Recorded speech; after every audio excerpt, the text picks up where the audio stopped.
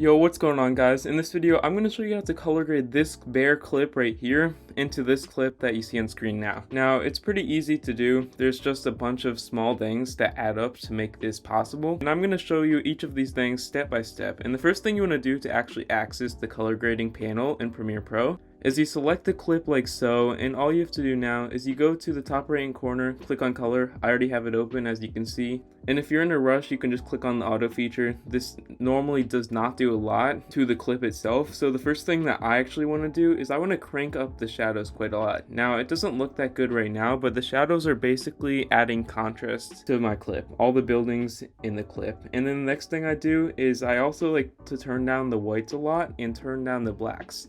Now, you can mess around with this, but basically what the white and black does is, as you can see, it just adds more contrast to the current blacks in the clip and more contrast to the current whites in the clip. And then I also like to turn up the contrast a bit so we can get more contrast of the images in this clip, being the buildings, and turn up the exposure just a little bit. And that is the bare bones of color grading. However, if you want to go for a more impressive look to this clip, you could say, I would also crank up the temperature. Now, this temperature basically adds more tints to the clip, making it more vibrant in the color scheme you want across your entire video. So I just like to turn that up a little bit, and then I also like to turn up the saturation a lot, not to 200 specifically, but the saturation basically adds more color to the overall clip. As you can see, if you turn it down to 0, it makes the clip black and white, but in this case, if you turn it up to 200, it makes the clip very vibrant. So I like to just put that on around 100. It depends on the clip though, so I'd recommend messing around depending on the clip that you are color grading. But once we do that, we just want to go down into here and click on the creative panel, which is down here. You just click on that. It's going to bring you to this next pop-up panel in the color grading process. As you can see, we've got a sharpen feature. This basically just makes it dull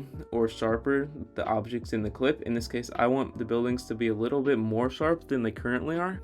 So I'm going to put that at 16, and then I'm going to turn up the vibrance just a little bit. This basically adds more color.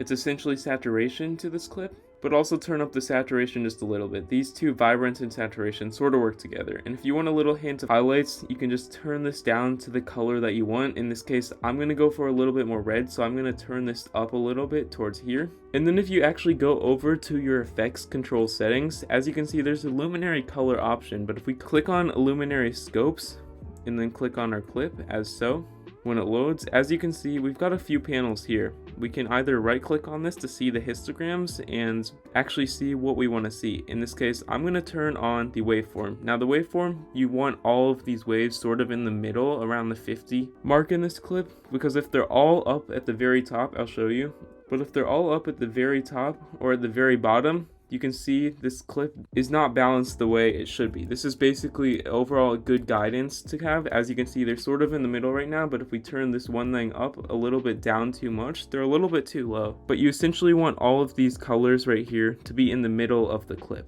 But moving back on to HSL Secondary, this is one of my favorite settings. As you can see, when we're in the setting, we can actually select one of these color matching tools. In this case, I'm going to choose this one right here. It's called the eyedropper tool, and you actually want to select like one of the monochrome colors, like one of the lighter whites. In this case, I'm just going to choose the sky, and you can actually choose the shade of color you want this clip to be. As you can see, it's all gray right now, but when I let go, it actually just barely changes the color of the sky. And you can also do this for certain color buildings. In this case, if you select a red right here and you click on the eyedropper tool, select this red right here, you want it to be a very clear color, turn that up, and then turn on the saturation a little bit. It actually adds to it quite a bit.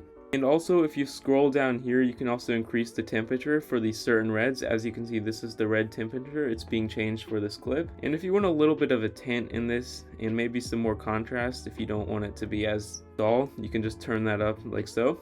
And as you can see, this clip is already looking a lot better. However, if we do want to add a vignette, which is basically adding some side barriers around this clip, we can either create a mask, or we can click on vignette, which is the very bottom, and actually choose the amount we want it. As you can see, it shifts the focus of this clip, adding a little outline to the shot. It makes your eye focus on the very middle of the clip more. You can either add it white by increasing it all the way to the right, or left, which makes it black on the edges. In this case, I'm just going to do a little bit to the left, which makes it a little bit black, drawing your focus more to the center of this clip and even the road.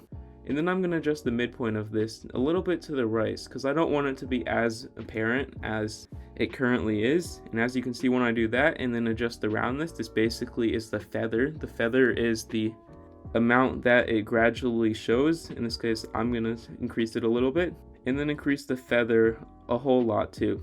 And as you can see, if we click on this little FX thing in the top right hand corner right here, these are the before and after results of my color grading clip. If you found this video helpful, leave a like down below and share this with a friend who also needs to learn how to color grade to make their shots look a lot better.